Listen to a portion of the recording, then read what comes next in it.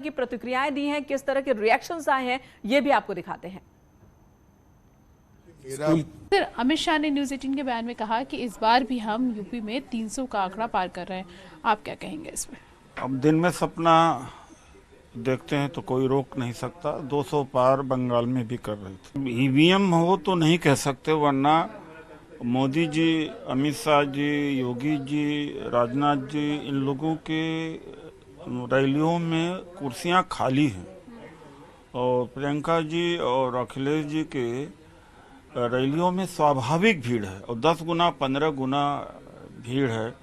तो मैं इसको क्या देखूं कि जिसकी कुर्सियां बिल्कुल खाली हैं, जगह जगह प्राइम मिनिस्टर को कैंसिल करना पड़ा, बिजनौर की मीटिंग को, एक दो जगह और मीटिंग को कैंसिल करना पड़ा, तो कहाँ से 300 आ जाएंगी इनकी। सर, ये भी कहा अमित शाह जी ने कि प्रधानमंत्री ने हमारे कहा कि सपा और बीएसपी का जब राज था, बीएसपी का, तो वहां पे आतंकियों को छोड़ दिया जाता था। देखिए, ऐसा है कि इतना झूठ बोलते हैं लोग, इतना झूठ बोलते हैं। तो ये तो खुद ही जब इनकी सरकार थी तो कंधार तक गए थे आतंकियों को छोड़ने के लिए। तो अपना इतिहास। केंद्रीय गृह मंत्री जी के बयान को लेकर हमारा कहना स्पष्ट है कि केंद्रीय नेतृत्व में भारतीय जनता पार्टी को अच्छे से पता है कि भारतीय जनता पार्टी उत्तर प्रदेश के अंदर अपनी ज़मीन को खो चुकी है और वो अब की बार सत्ता से बाहर होने वाले हैं।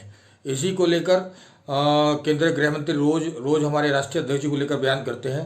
राष्ट्रीय अध्यक्ष जी को लेकर उन्होंने पहले चरण से पहले ही एक बयान दिया था, जिसमें उन्होंने कहा था कि जयंत चौधरी जी के लिए हमारे अच्छे नेता हैं और इस तरह की कई तरह की बातें उन्होंने कही थी। परंतु जब उन्होंने ये सब बातें जब कही, चूँकि जब उन्हें पता लग गया कि पश्चिम उत्तर प्रदेश से उनकी ज़मीन खिसक चुकी है और पहले जो दूसरे चरण के में उनका सफाया तय है, तो वो दूसरे लोगों में एक दूसरी तरह की बात को फैलाने के लिए और इस तरह का उन्होंने एक माहौल बनाने का प्रयास किया था, जबकि उन सब किसी बातों का कोई फायदा नहीं हुआ।